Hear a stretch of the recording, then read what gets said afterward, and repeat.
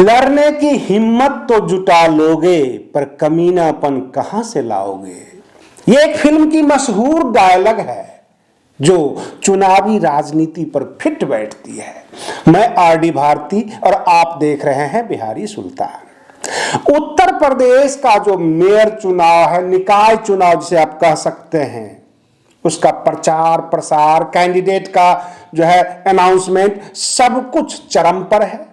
उधर कर्नाटक का चुनाव जो विधानसभा का चुनाव है, जब बीजेपी ने प्रत्याशियों की लिस्ट जारी किया तो एक भी मुस्लिम प्रत्याशी नहीं। इस तरह की खबरें आ रही है। और बहन मायावती जी चौके पे छक्का मार रही हैं, जगह जगह बिल्कुल चुनावी मोर्चा पर इनके सामने कोई टिक नहीं पा रहा है।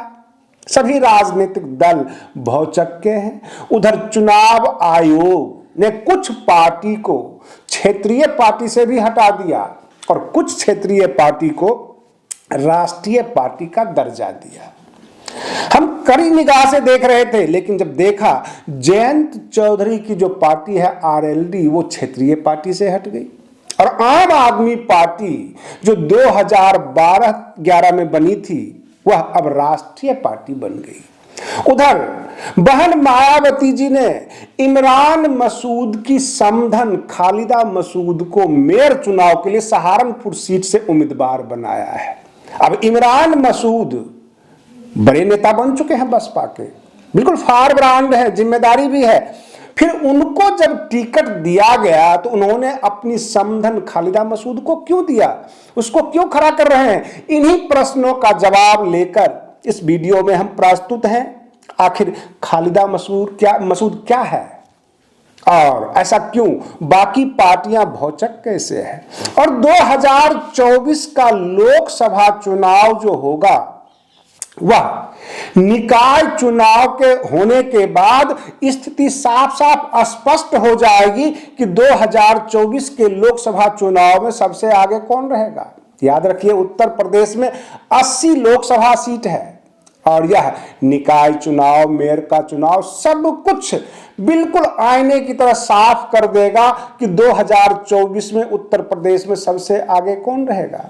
जहां तक गठबंधन की बात है, जहां पर सपा है, आरएलडी है, बाकी लोग हैं, उनमें उतनी ताकत नजर नहीं आ रही है निकाय चुनाव में जितनी बहन मायावती जी का। तो सबसे पहले उन सवालों का जवाब आप जानने के लिए उत्सुक होंगे कि खालिदा मसूद क्यों? क्योंकि जिस सीट से इमरान मसूद चुनाव लड़ रहे थे वह ओबीसी के लिए रिजर्व है और जो इनकी समधन है यानी चचेरे भाई की पत्नी, वह ओबीसी से आती है।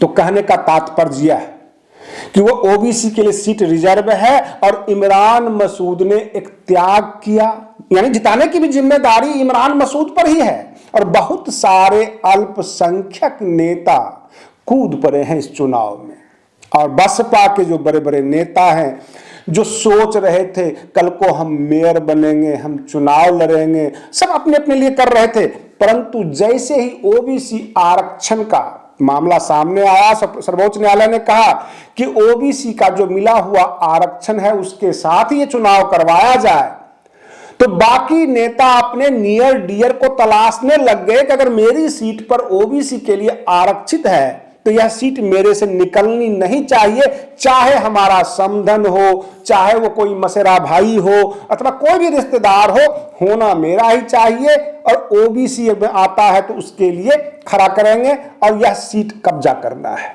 इस तरह की लड़ाइयां शुरू हो गई है। बहन मायावती जी ने दलित और मुस्लिम का जो कार्ड खेला है, एक सोशल इंजीनियरिंग किया है। आपको याद होगा 2022 में इन्होंने ब्राह्मणों को सवर्णों को जोड़ा और सतीश चंद्र मिश्रा जी आगे आगे चल रहे थे, काफी कुछ किया, लेकिन विधानसभा चुनाव में महज एक विधायक जिता पाए।